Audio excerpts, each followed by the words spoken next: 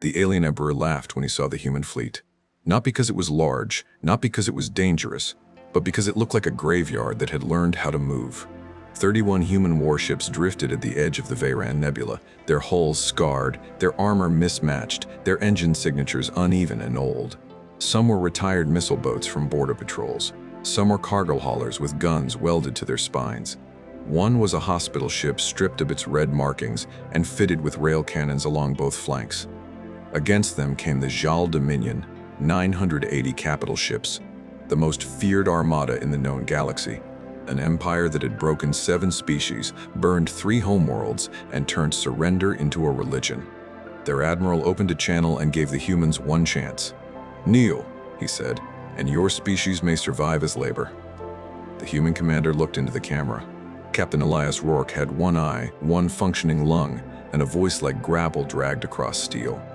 Behind him, alarms flashed red across the bridge of the old destroyer Resolute. He did not smile. He did not threaten. He simply said, "You brought too many ships."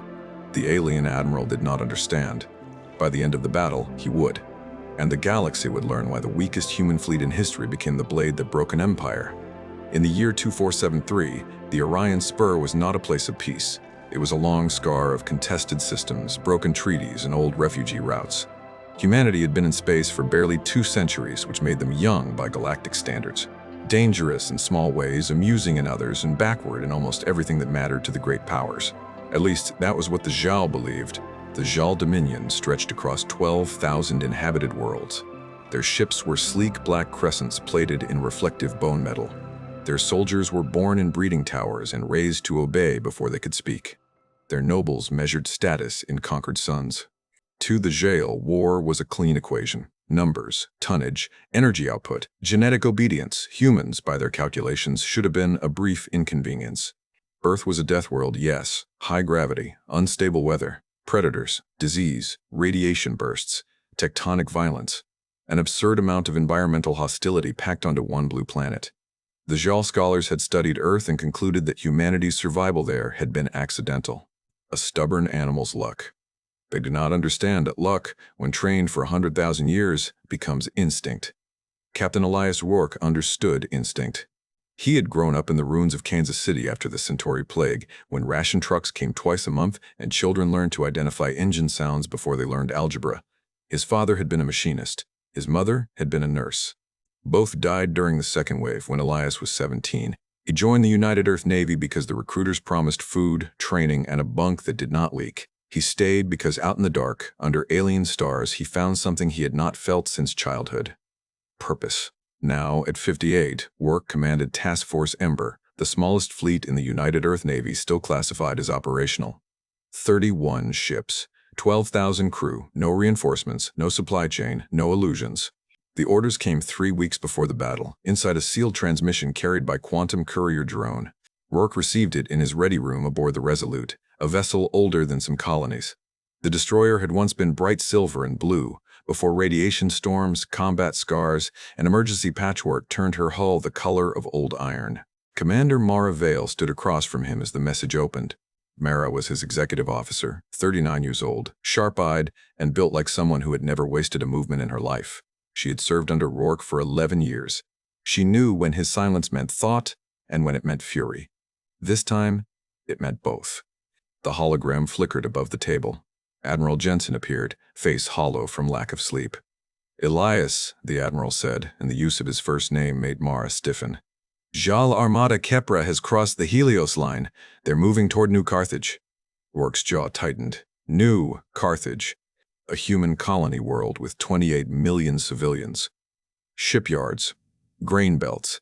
Children who had never seen Earth. Families who believed the Navy would keep the monsters away from their sky. Jensen continued. "Main fleet is trapped at Viridian Gate. We were pulled there by a feint.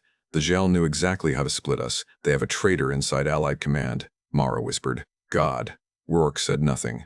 The Admiral's image glitched.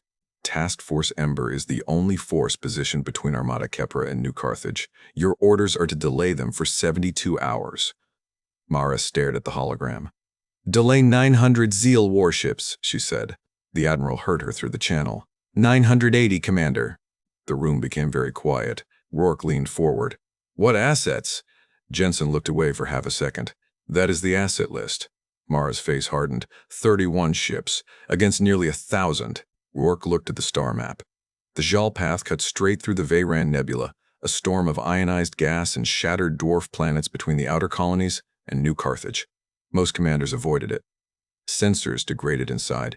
Shields misbehaved. Engines took a beating from charged particles. It was a bad place to fight, which meant it was the only place they had a chance. Jensen's voice softened. Elias, I won't lie to you, this is a sacrifice order. Mara looked at Rourke then. Not afraid. Angry. Rourke had seen that look in Marines before boarding actions, in medics before a triage line collapsed, in men and women who understood exactly what duty cost and resented that it still mattered. He closed the file. 72 hours, he said. If you can. Rourke's good eye lifted to the Admiral. We will. The transmission ended. For several seconds, neither officer spoke. Then Mara said, We can run. Rourke looked at her. She did not flinch. I'm not saying we should, she said, but we can scatter. Warn New Carthage directly. Evacuate who we can. The Zhal will overtake civilian transports in 12 hours. They'll overtake us in 12 minutes. Rourke stood and limped to the viewport. Outside, the Resolute's dorsal guns slowly tracked through empty space. Beyond them, the rest of Task Force Ember hung in formation. Old ships, tired ships, crews who had been told for years they were obsolete, men and women who had heard politicians call them budget waste. Rourke touched the scar under his left eye. He had received that wound at Talos Ridge 20 years earlier when Zhal raiders boarded a refugee convoy. He remembered the screaming in the corridors, the smell of burned insulation and blood. The sight of his younger brother Daniel pinned beneath a blast door, still alive when Rourke had to seal the compartment to stop the boarding swarm. Daniel had been a civilian engineer. He had trusted Elias to get him home. Rourke had lived with that failure every day since. Now 28 million people waited behind him. He turned back to Mara. Call the captains. Within an hour, the commanders of Task Force Ember gathered by Holo in the Resolute's war room. Captain Anika Sato of the carrier Light of Dawn appeared first, her hair tied back, flight jacket still zipped to the throat. Her carrier had only 46 fighters left, most of them patched from 3 different production lines. Captain Thomas Reed of the missile frigate St. Jude leaned in from a bridge lit by yellow emergency lamps. Major Caleb Ortiz, commander of the Marine detachment aboard the converted transport Iron Mule, had a chew stick in his mouth and 3 days of beard on his jaw. Dr. Helen Part joined last from the former hospital ship Mercy, now renamed Mercy's Knife by her crew after the guns went on. There were others. Captains, pilots, engineers, people who knew the math before Rourke said a word. He gave it to them anyway. 980 Zhal ships. Estimated arrival at the Veyran Nebula in 36 hours. New Carthage falls if they pass. Main fleet requires 72 hours to reposition. Nobody shouted. Nobody accused command of insanity. That was the first thing outsiders never understood about humans. Panic burned fast. Professionals burned slow. Captain Reed rubbed his face. We have enough missiles for one engagement, Sato said. My birds can fly, but not long. Nebula interference will chew their nav systems. Dr. Part folded her hands. I have 600 patients still aboard from Kestrel Station. Rourke looked at her. Can they be moved? Some, not all. Major Ortiz removed the chew stick. If they board us, wounded or not, we hand them rifles. A grim silence followed. Rourke activated the map. The Veyran Nebula bloomed above the table, red and gold clouds wrapped around a chain of dead moons. At its center spun the remains of a collapsed mining station called Anchor 9. Old human equipment, abandoned tunnels, ore processors, fuel tanks, and thousands of autonomous mining drones still drifting in the dust. Rourke pointed to it. We do not meet them in open space. We make them come through the throat. The map narrowed to a corridor between 2 magnetized gas storms. Mara stepped forward. The Zhal prefer formation warfare. Their command ships coordinate with precision. Inside the nebula, they'll compress to maintain signal integrity. Reed frowned. That still leaves a wall of ships. Yes, Rourke said. So we don't fight the wall, we make the wall fight itself. Sato's eyes narrowed. You're talking deception, I'm talking survival. He pulled up old mining records. Anchor 9 had once harvested dense metallic hydrogen from the nebula's pressure pockets. Hundreds of storage spheres remained in orbit around the dead moons. Officially empty. Unofficially, abandoned human industrial sites were never empty. Rourke had served with miners. They hoarded everything. Fuel, explosives, spare reactors, illegal stills. Worse things. Rourke said, we turned the throat into a slaughterhouse. Dr. Park looked at the map. And us? It did not soften the answer. We stand in the doorway until the house burns. The captain stared at him. Then Major Ortiz smiled slightly. Hell of a plan. It gets worse, Mara said. Rourke nodded to her. She brought up the fleet manifest. Our ships cannot outrun them, cannot outgun them, cannot survive sustained contact. But we can radiate false signatures. We can seed mines. We can use remote drones. We can fake a fleet large enough to make them deploy cautiously. Reed shook his head. The Zhal aren't stupid. No, Rourke said. They're proud. That was the center of it. Not human strength, not alien weakness. Pride. The Zhal had conquered for so long that they believed every enemy could be measured before the first shot. Their admirals trusted projections. Their officers trusted doctrine. Their soldiers trusted fear to do half the killing. Humans were afraid too. They simply kept working. For the next 36 hours, Task Force Ember disappeared into the Veyran Nebula and began turning ruin into a weapon. The work was ugly, frantic, and precise. Mining drones were captured, reprogrammed, and packed with shaped charges. Old fuel spheres were opened by engineers in pressure suits while radiation danced green across their visors. Fighter pilots flew blind through gas clouds to plant beacon arrays on tumbling rocks. On the Resolute, Chief Engineer Pavel Grigorov crawled through a maintenance shaft with a wrench between his teeth and a blood pressure alarm screaming from his wristband. Mara found him there after midnight. Pavel, medical says you're past limit. The engineer laughed without humor. Medical says many things. You've been awake 30 hours. I was awake 42 during the Europa breach. You were 30 during the Europa breach. And handsome. Tragedy all around. Mara crouched beside the open panel. Can you make the ghost emitters work? Pavel slid out, face streaked with grease. Commander, I can make this ship sing opera if you stop interrupting me. Can you make the ghost emitters work? His smile faded. For a while. They'll burn the heat exchangers, maybe cook half the relay deck. How long is a while? Long enough to lie. Mara nodded. That will have to do. On the Mercy's knife, Dr. Park walked the medical ward while crew bolted ammunition lockers to the walls. Wounded soldiers watched her pass. Some had missing limbs, some had burns, some were too sedated to know they were going into battle. A young technician named Lewis caught her sleeve. Doctor, he whispered, is it true? She looked down. He was 19. A fragment from Kestrel Station had taken both his legs. Is what true? That the Zhal don't take prisoners? Park swallowed. She could have lied. Instead, she sat beside him. The Zhal take prisoners when prisoners are useful. His eyes filled with terror. I can't fight. She took his hand. Can you speak? Yes. Can you think? He nodded. Then you can fight. We need comms relays. We need damage reports. We need someone with a clear head when the hull shakes. Lewis tried to breathe. I'm scared. So am I. He stared at her, surprised. Park squeezed his hand. Courage is not the absence of fear. It is doing triage while fear waits its turn. On the carrier Light of Dawn, Captain Sato stood before her remaining pilots. They were young. Too young in the way fighter pilots always looked too young before a battle. Behind her, mechanics stripped non-essential plating from interceptors to make them faster. Sato held up a flight recorder. This belonged to Lieutenant Mason Gove, she said. The bay went quiet. Mason had died 2 days earlier when his fighter's reactor failed during a scouting run. He had been 24 and had a laugh like trouble. Sato placed the recorder on a crate. Mason found something before he died. A Zhal logistics channel hidden under civilian rescue frequencies. They've been listening to our evacuation traffic. A murmur spread through the pilots. Sato's voice hardened. That's how they knew main fleet moved. That's how they knew New Carthage was exposed. One pilot spat onto the deck. Sato continued. We are going to feed them exactly what they want to hear. Panic, confusion, broken human ships trying to hide. She looked from face to face. And when they come close, you will remind them that wounded animals bite deepest. In the Resolute's command center, Rourke reviewed every detail until his eye burned. Mara stood beside him with 2 mugs of coffee. He took one. Thank you. It's terrible. It's Navy coffee. That's what I said. For a moment, the war felt far away. Then Mara said, You should record a message. Rourke did not look at her. For who? Your daughter. His hand tightened around the mug. Rourke had one child. Emily, 32 years old. A schoolteacher on New Carthage. She had not spoken to him in 4 years. After her mother died, Emily had asked him to leave the Navy. He had promised he would. Then border raids increased, colonies burned, ships were needed. He stayed. Emily called him a man who loved duty because duty could not love him back. The words still lived under his ribs. Mara said quietly, If we fail, she dies without hearing from you. If we succeed, you may not get another chance. Rourke set the mug down. I don't know what to say.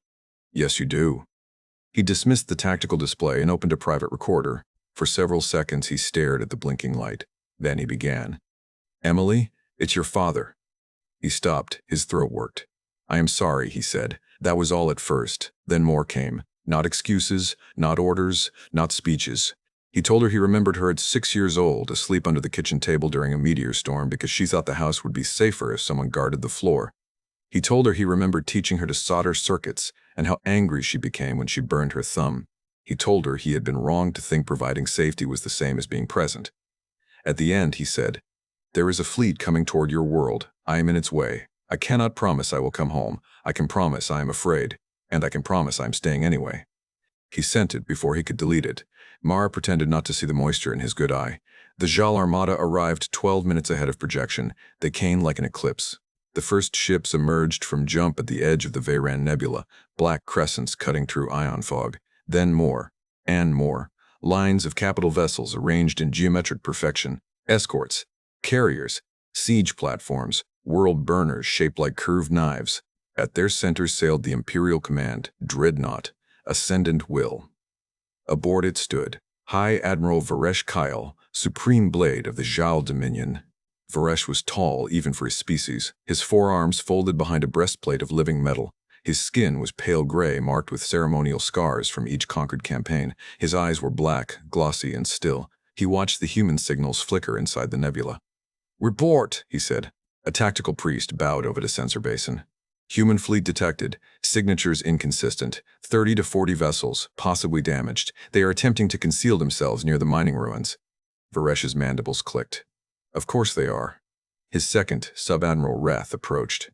The nebula will interfere with formation command. I recommend deploying probe wings before full advance. Varesh turned slowly. Do you fear ghosts, Reth? No, High Admiral. I respect terrain. Terrain does not win wars. Will wins wars. Reth lowered his head.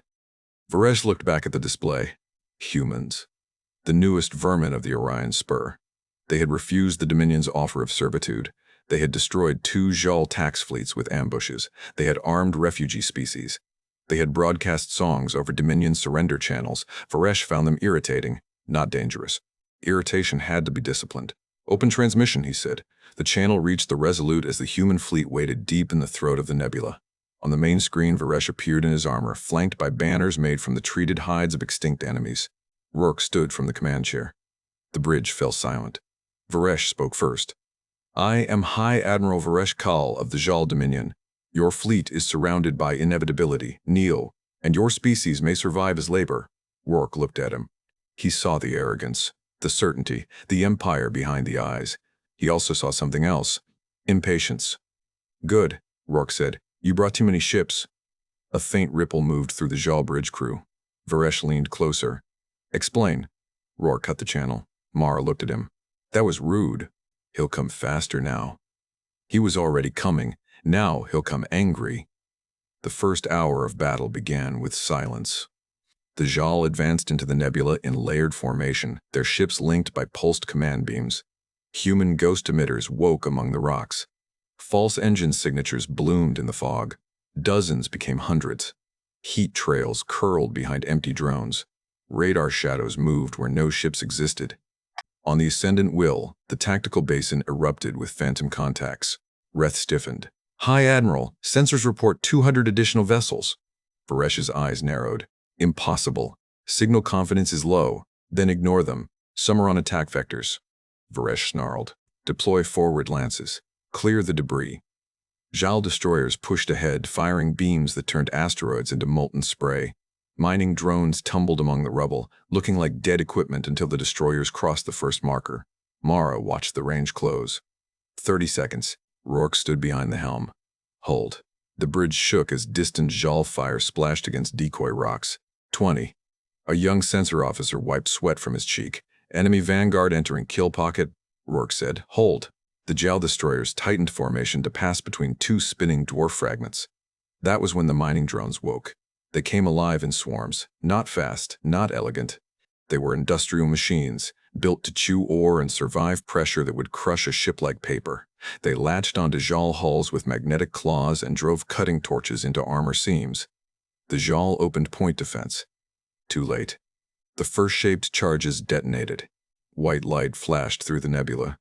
4 Zhal destroyers broke apart at once. 2 more veered sideways, engines crippled, smashing into their own escorts. Command beams stuttered. Formation geometry bent. On the Resolute, shears erupted. Rourke cut them off. Missile wings. Fire. The human frigates St. Jude, Alamo, and Dresden rolled from behind a moon shard and unleashed everything. Not at the biggest ships, not at the closest ships, at the damaged ones trying to maneuver. Human missiles were old, slow by Zhal standards, and ugly. They also carried hardened guidance systems designed by people who expected electronics to fail. They followed heat, then pressure, then chemical trails, then visual profiles. When blinded, they guessed, and their guesses were mean. The Zhal vanguard vanished in fire. Varesh gripped the rail on his command dais. How many ships lost? The tactical priest trembled. 17 destroyed, 9 disabled. To mining equipment, Reth said carefully. Human explosives hidden inside mining equipment. Varesh's gaze snapped toward him. Do not decorate cowardice with clever words. Reth lowered his head again. But he saw what Varesh did not want to see. The humans had not tried to win the first exchange. They had tried to make the Dominion angry.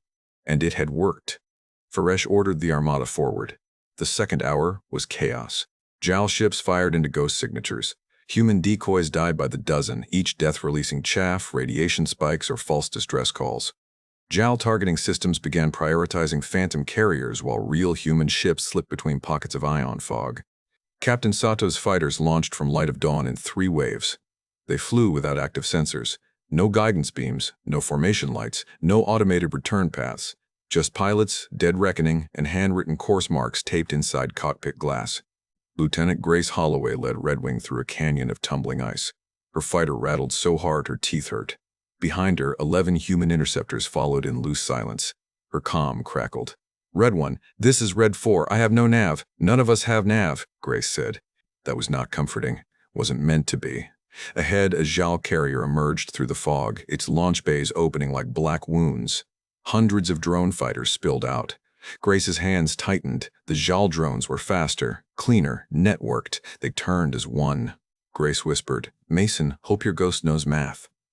She triggered the stolen logistics beacon. Suddenly, her fighter screamed in Zhal code. Not a human attack signal, a Dominion retreat correction. For 3 seconds, the Zhal drones hesitated. Their command hierarchy split between carrier orders and false priority traffic. 3 seconds was a lifetime. Red Wing, Grace said. Guns. The human fighters tore through the drone swarm at knife range. Rail slugs ripped through alien machines. Missiles fired so close that shockwaves hammered human cockpits. Grace clipped a drone with her wing, spun hard, vomited into her oxygen mask, and kept flying. They reached the carrier's launch bay. Payloads, she barked. 6 torpedoes entered the open bay and detonated inside. The Zhal carrier bulged from within. Then it split, venting fighters, crew, and burning atmosphere into the nebula. Only 7 of Red Wing's 12 fighters came out. Grace looked for Red 4. Nothing. She did not have time to mourn. Red Wing, she said, voice shaking, find another target. By the 6th hour, Task Force Ember had destroyed or disabled 83 Zhal vessels. It was a miracle. It was also nowhere near enough. Human losses mounted. The frigate Dresden took a spinal beam through its reactor and vanished with all hands. The converted gunship Marigold lost pressure on 4 decks. Mercy's Knife was hit by plasma fragments, turning one medical ward into an inferno until wounded patients dragged hoses with their own hands. On the Resolute, the bridge smelled of ozone and burned plastic. A Zhal beam struck the port shield and threw everyone sideways. Mara hit the deck hard. Rourke grabbed the command chair to stay upright. Damage! Port shield down to 12%. Battery 3 offline. Casualties on deck 5. Rourke turned. Mara? She pushed herself up, blood running from her temple. Still ugly, still useful. Good. The Zhal adapted. Their destroyers stopped chasing ghosts and began firing saturation patterns. They burned whole regions of the nebula. They sacrificed damaged ships as moving shields. They flooded the throat with sensor buoys that mapped the human decoy grid piece by piece. Varesh was arrogant. He was not incompetent. He stood aboard the ascendant will and watched the human trickery lose shape. "Now," he said softly, "we remove the vermin." The Dominion armada formed a spear. 200 capital ships drove straight toward Anchor 9, where the human fleet had concentrated its transmissions. Behind them came the siege platforms with enough firepower to crack a continent. Rourke saw the formation and understood immediately. They're done playing. Mara studied the projection. If they break through here, they clear the nebula in 4 hours. Status of anchor charges? Pavel's voice came over comms, ragged. Not ready. Rourke pressed the channel. Chief, define not ready. Like a birthday cake missing cake. We have detonators on 30% of the fuel spheres, maybe 40 if God likes us, which historically questionable. How long? 2 hours. Mara looked at Rourke. We don't have 2 hours. The room shook again. The young sensor officer called out. Enemy spear entering inner corridor, range closing. Rourke opened fleet-wide comms. All ships, this is Resolute. Execute Hammerfall. Mara stared at him. Elias. He did not look away from the map. We need time. Hammerfall is a death pass. Yes. Hammerfall was not elegant. It was a maneuver designed generations earlier for desperate fleet actions.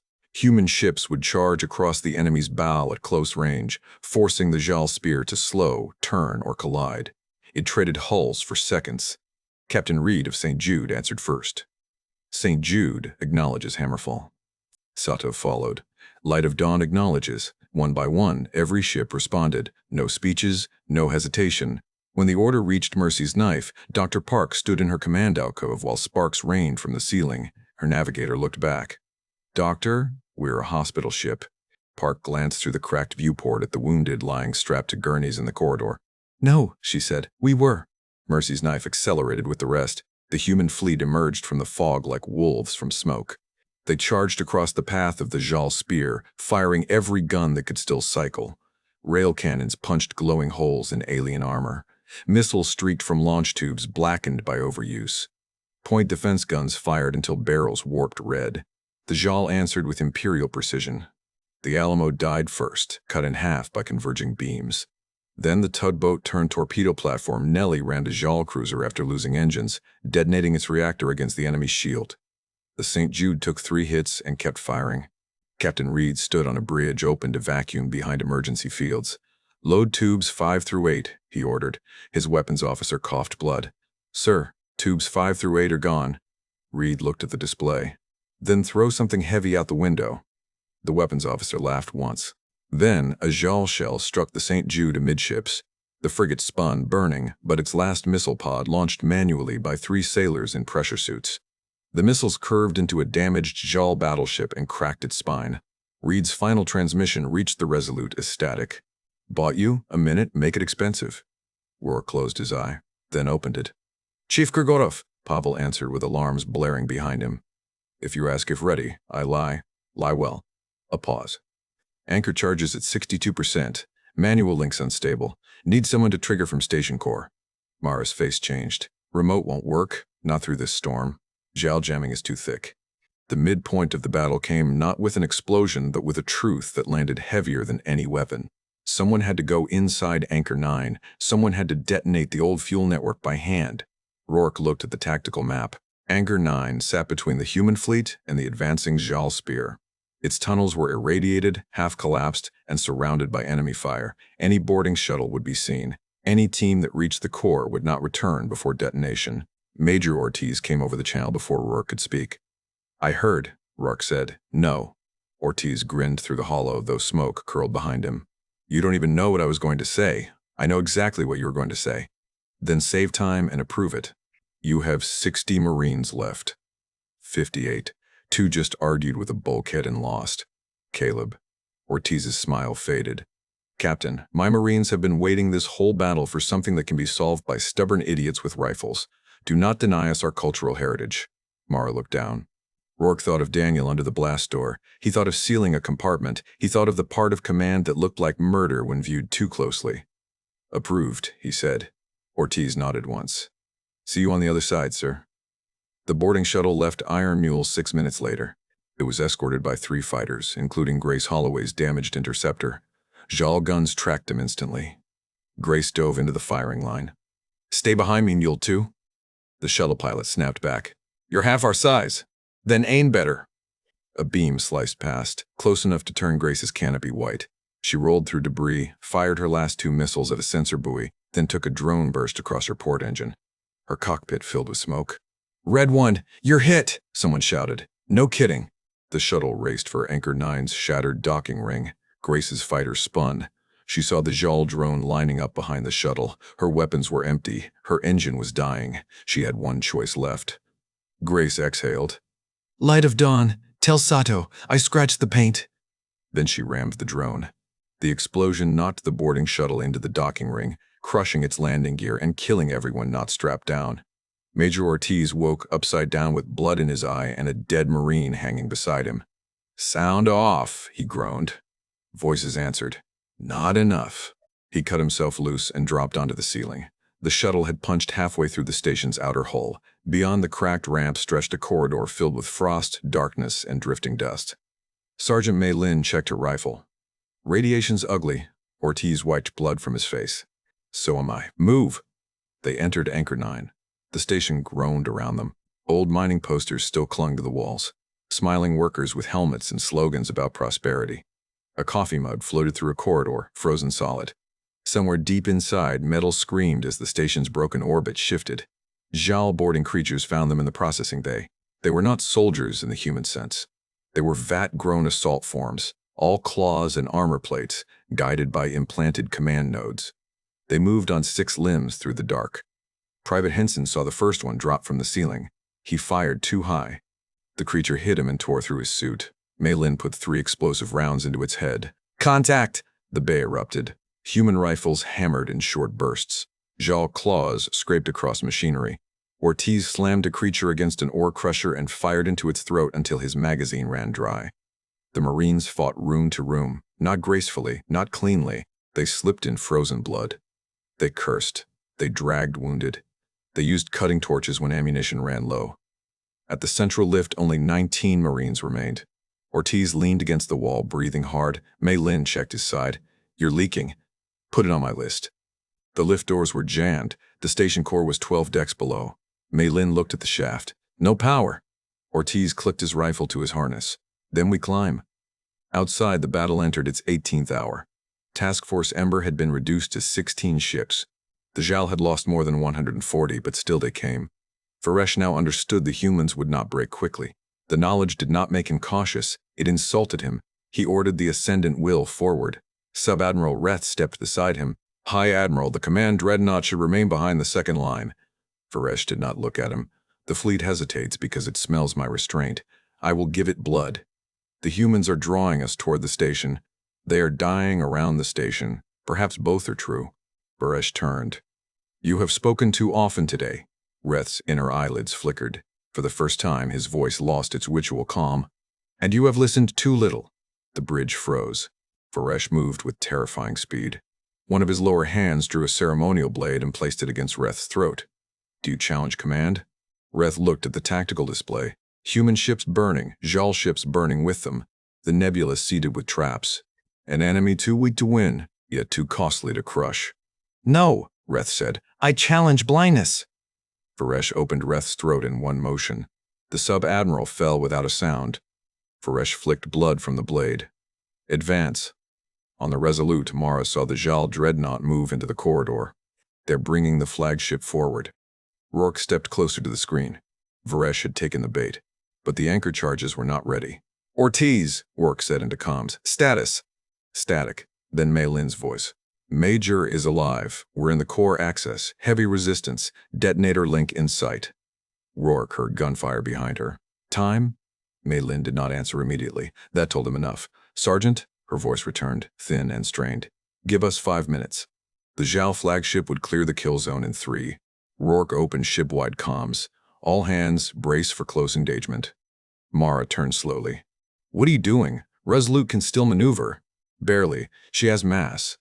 Mara understood. Her face went pale beneath the blood. "You want to ram the dreadnought." "Not ram. Pin. That thing is 20 times our size. Then will be hard to ignore." She stepped closer. "Elias, if we lose the Resolute before Ortiz triggers those charges, the fleet loses command. The fleet already has its orders. And Emily loses her father. That struck harder than he expected. For 1 second, the bridge vanished. He saw his daughter under a kitchen table with a flashlight. He saw her face the day she buried her mother. He heard her say duty could not love him back. Rourke whispered, "I know." Mara's voice softened. "You don't have to die to prove you stayed." He looked at her. Maybe once he would have chosen death because it was simpler than returning to face what he had failed. But this was not that. This was time. 5 minutes. 28 million lives. Rourke said, "I'm not trying to die." He turned to the helm. "I'm trying to be inconvenient." The Resolute charged. Her engines flared blue-white, coughing through damaged vents. Armor plates peeled from her hull. Guns fired until recoil cracked their mounts. The Zhal dreadnought loomed ahead, vast and black, its surface alive with weapon ports. Varesh watched the human destroyer approach. "Is that their command ship?" The tactical priest swallowed. "Yes, High Admiral." "It attacks alone?" "Yes." Varesh leaned forward. "At last. A rational surrender." The Resolute did not slow. Mara gripped the rail. "Enemy targeting lock," Rourke said. "All remaining power to forward shields. Forward shields at 19%. Then give me 19 honest percent." Zhal beam struck. The Resolute's shield flashed, failed, and collapsed. The next beam carved along the dorsal hull, vaporizing Battery 2. The bridge lights died, then returned in red. "Distance!" Rourke barked. 20 kilometers! Fire grapples. Mara slammed her hand down. From the Resolute's bow, 6 heavy salvage grapples launched. They were not military weapons. They were industrial hooks used to tow disabled freighters. 4 burned away under point defense. 2 struck the Ascendant Will and bit into armor. The cables snapped taut. The Resolute jerked so violently the consoles tore free from mounts. But she held. The little human destroyer locked herself to the Imperial dreadnought's flank like a pit bull on a bull's throat. "Reverse thrust!" Rourke shouted. "Drag her nose down!" the engine screamed. The Ascendant Will's forward alignment shifted by fractions. Only fractions. But at fleet scale, fractions mattered. Varesh staggered on his command dais. "What is happening? Human vessel has attached towing cables. Cut them." Point defense obstructed by hull curvature. Secondary batteries rotating. Varesh stared at the display in disbelief. "They are towing us?" the tactical priest whispered, slightly. Varesh roared. On Anchor 9, Ortiz and the last Marines reached the core. The detonator panel was buried beneath fallen beams and frost. Mei Lin and 2 others hauled the metal aside while Zhal creatures slammed against the barricaded door. Ortiz dropped to his knees before the console. His gloves were slick with blood. "Talk to me, Pavel," he said. Chief Grigorov's voice crackled through the suit channel. "You need wake manual bus. Left panel, big red lever. All levers are big and red. Old miners were dramatic. 3rd from top." Ortiz pulled it. The console flickered. "Now code. Send it." Pavel paused. "Major, after input, there is no remote abort." Ortiz laughed weakly. "Chief, look around." Mei Lin fired through a gap in the door. "Major!" Ortiz entered the code. The station core rumbled. Across the nebula, old fuel spheres woke one by one. On the Resolute, sensors began lighting up. Mara shouted, "Anchor network active." Rourke looked at the countdown. 60 seconds. The Zhal dreadnought's secondary batteries finally rotated toward them. "Cut grapples," Mara said. "No. If we stay attached, we're inside the blast radius. If we cut now, the dreadnought escapes the center." "Elias." He looked at the screen. The Ascendant Will filled the forward view. So close now that alien hull details were visible. Weapon ports opening, armor plates shifting like scales. Rourke opened a channel to Varesh. The alien admiral appeared, furious now, his perfect mask gone. "You have achieved nothing," Varesh hissed. "Your fleet dies. Your worlds will kneel. Your name will be erased." Rourke leaned toward the camera. "My brother's name was Daniel." Varesh blinked. "What?" "He died because I had to seal a door." Rourke's voice did not rise. "I have regretted that for 20 years. But I learned something that day." The countdown reached 30. "Some doors have to stay closed." He cut the channel. Mara stepped beside him. "Crew evacuation pods are ready." Rourke nodded. "All hands abandon ship. Command crew last." The bridge crew stared. "Move!" Mara shouted. They moved. Escape pods launched from the Resolute in bright little bursts, scattering into the nebula. Zhal point defense fired at some. Missed others. Hit too many. Rourke stayed at the command chair, holding the destroyer in reverse thrust. Mara remained beside him. He looked at her. That was not an invitation. She shrugged. Must have missed the wording. "Commander." "Captain." The countdown reached 10. A small light blinked on Rourke's private console. Incoming transmission. New Carthage civilian band. For one insane second, he almost ignored it. Then he opened the channel. Emily appeared on the cracked display. Her face was pale, her eyes wet. Behind her, an emergency shelter shook with distant sirens. "Dad?" Rourke stopped breathing. Mara looked away. Emily's voice trembled. "I got your message." The countdown reached 7. Rourke gripped the chair. "Emily, No," she said, crying now. "Just listen, I'm still angry." He laughed once, broken and soft. "Fair, but I heard you. 5. Rourke's eye closed. "I love you. I love you too." 3. Mara whispered. "Cat." 2. Rourke slammed the final command. "Cut grapples. Full starboard burn." The Resolute released. Her remaining engines fired sideways, not enough to escape, but enough to throw the ship behind the bulk of the Zhal dreadnought. The anchor fuel spheres detonated. The Veyran Nebula became a sun. Metallic hydrogen ignited in a chain reaction that raced through the old mining network. Pressure waves slammed into Zhal ships packed too tightly in the throat. Shields failed as the nebula itself turned against them. Fire moved through gas, debris, and electromagnetic storms in impossible colors. The Ascendant Will took the heart of it. Its forward shields collapsed, its command spine split. The dreadnought twisted, dragging nearby cruisers into its death roll. Zhal ships crashed into one another, blinded by radiation and cut off from central command. On Anchor 9, Major Ortiz sat against the detonator console as white light filled the cracks around the blast doors. Maylin dropped beside him, armor shredded. "Did it work?" she asked. Ortiz looked at the shaking ceiling. "If not, I'm filing a complaint." The station vanished. The blast threw the Resolute like a toy.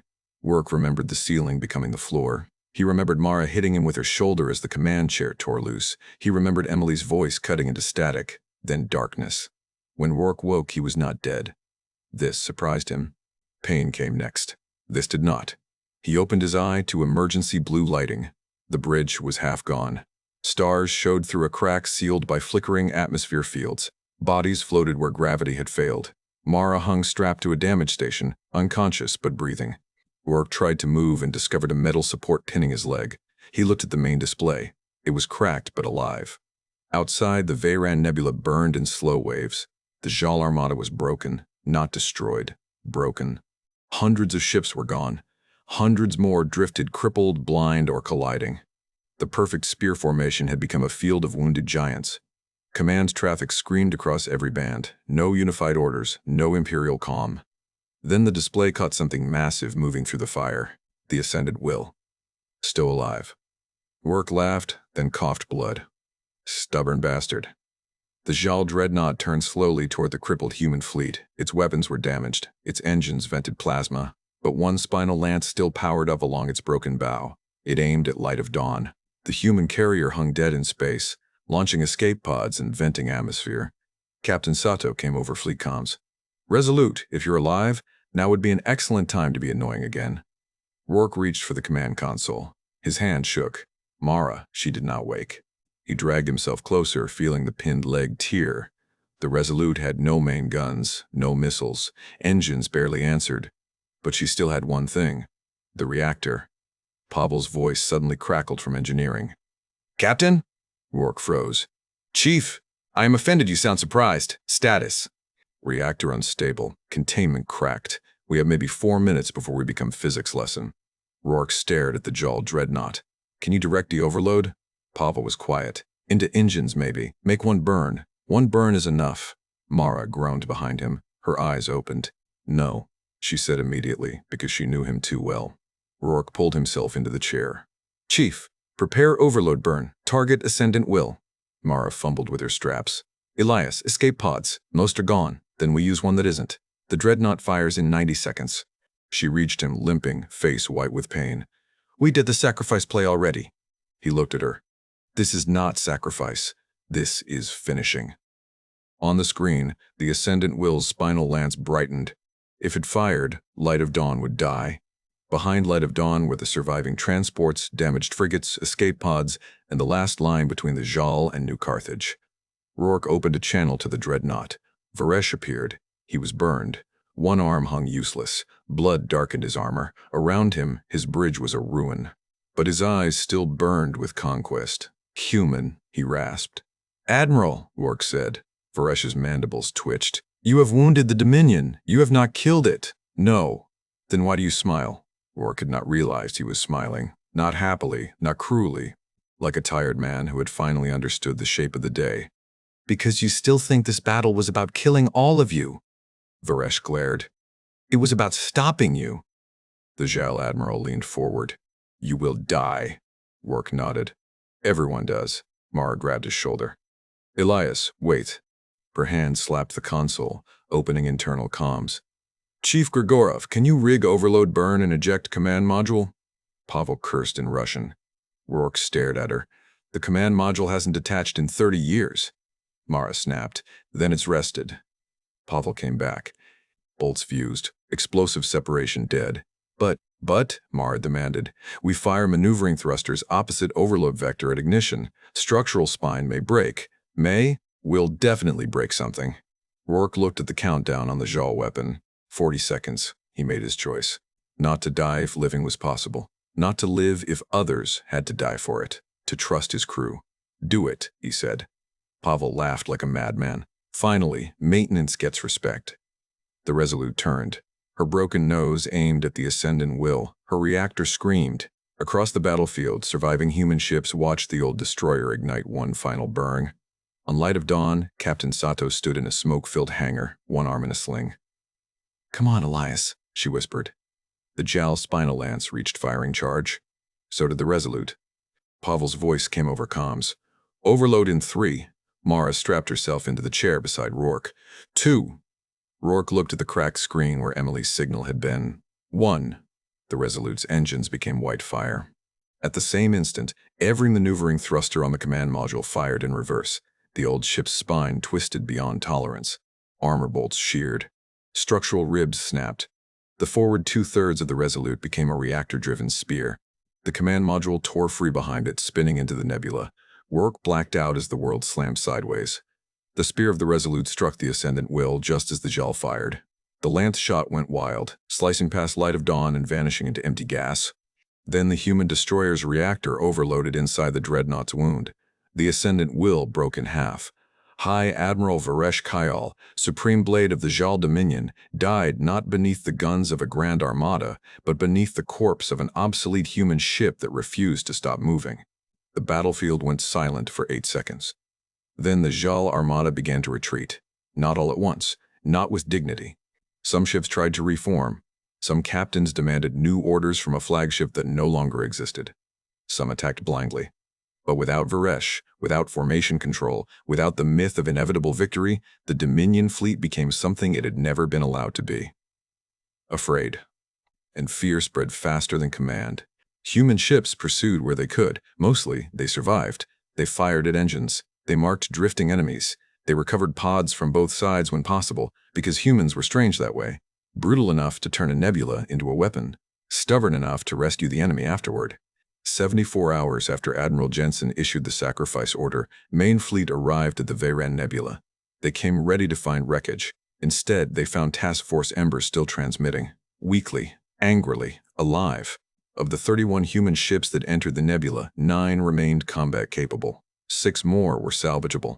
The rest were debris, names, and emergency beacons fading in the dark. 12,000 crew had gone in. Fewer than 5,000 answered muster. Major Caleb Ortiz did not. Neither did Sergeant May Lynn, Grace Holloway, Thomas Reed, or hundreds whose names would later be carved into black stone above New Carthage's capital harbor. But New Carthage still had a harbor. It still had schools.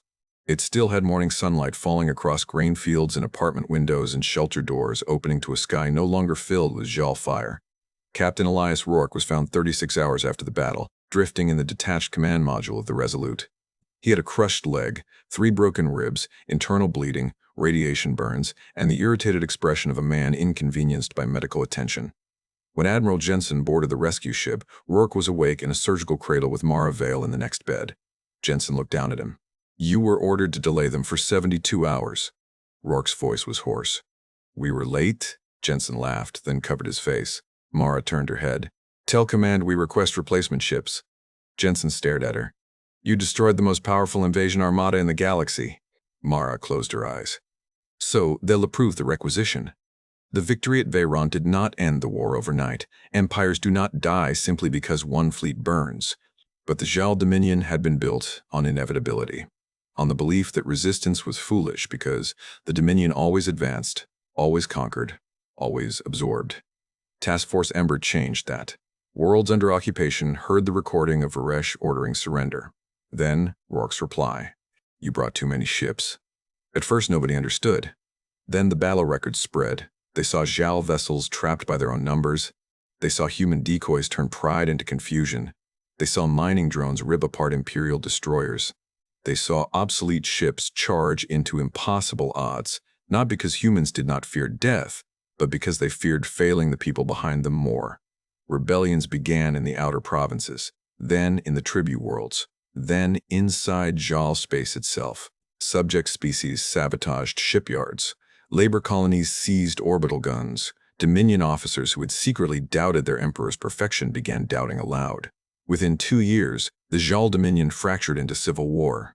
Within 5, the Imperial throne world surrendered to a coalition fleet led by humans, Veyran survivors, and 7 species the Zhal had once called property. Rourke did not attend the surrender ceremony. He was on New Carthage. The morning after his final surgery, he walked with a cane through a school courtyard still patched from bombardment tremors. Children ran between temporary classrooms. Defense satellites glittered in the blue sky overhead. Emily waited near a tree with silver leaves. For a moment, neither moved. She looked older than in his memory. Of course she did. So did he. Rourke stopped a few steps away. I don't know how to do this right, he said. Emily wiped at her eyes. That makes 2 of us. He nodded. I'm sorry. You said that already. I have more. I know. He looked down at his cane. I thought if I kept standing between danger and you, that would be enough. Her voice softened. It mattered. It just wasn't enough. No. A group of children ran past them laughing. One wore a cardboard body of the Resolute on his back, its nose bent dramatically downward. Another child chased him pretending to be a Zhal dreadnought. Rourke watched them, overwhelmed by the ordinary miracle of noise. Emily stepped closer. I played your message for my students. He winced. All of it? All of it. Even the kitchen table part? Especially that part. He groaned softly. She smiled through tears. Then she hugged him. Carefully at first, because of the ribs, then not carefully at all. Rourke stood there in the sunlight of the world he'd almost died to save, holding his daughter while children played at battles they would never have to fight. Far above them, salvage crews continued to recover pieces of Task Force Ember from the Veyran Nebula. Some pieces were metal. Some were bodies. Some were data cores with final messages inside. Dr. Helen Park survived the battle and spent the next year building a hospital on New Carthage for veterans of every species. Over the entrance, she placed a line from an old Earth poet. What survives of us is love. Chief Pavel Grigorov survived too, though he insisted for the rest of his life that the Resolute had only held together because he had threatened her personally. Captain Sato received command of a new carrier and named its first fighter squadron Red Ghost. Maravale was promoted to captain and given command of the rebuilt Ember Fleet. Rourke was offered an admiralty. He refused.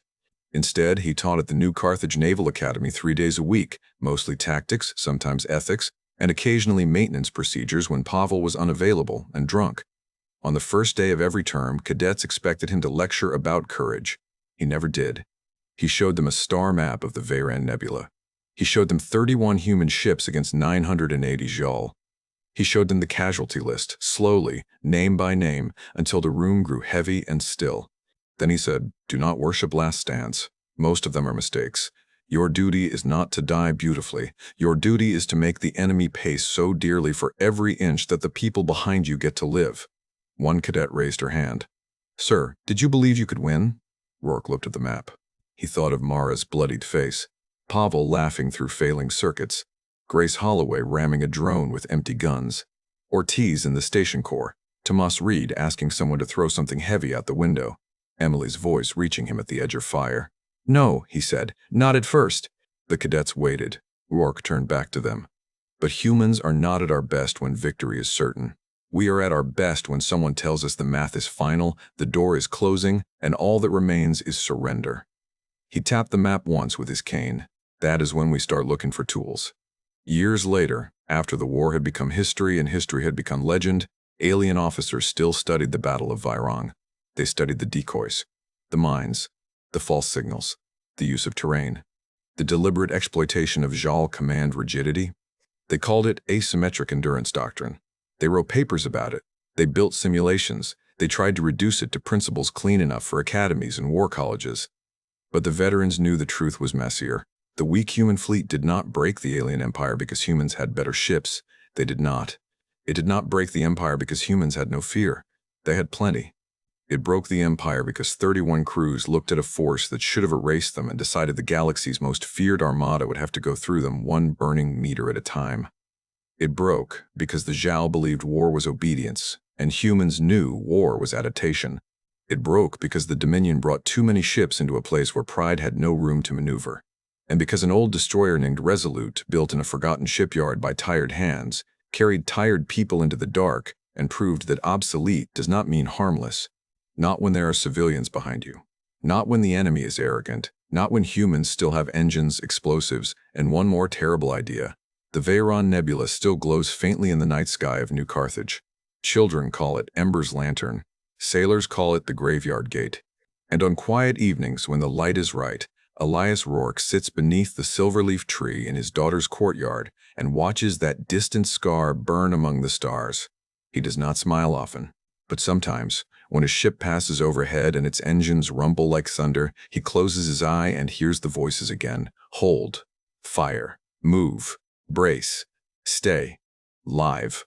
And somewhere in the dark between worlds, the ruins of an empire drift silently through the nebula where humanity made its stand. If you enjoyed this story, subscribe to Midnight Galaxy for more HFY tales from the darkest stars. Humanity is not finished rising.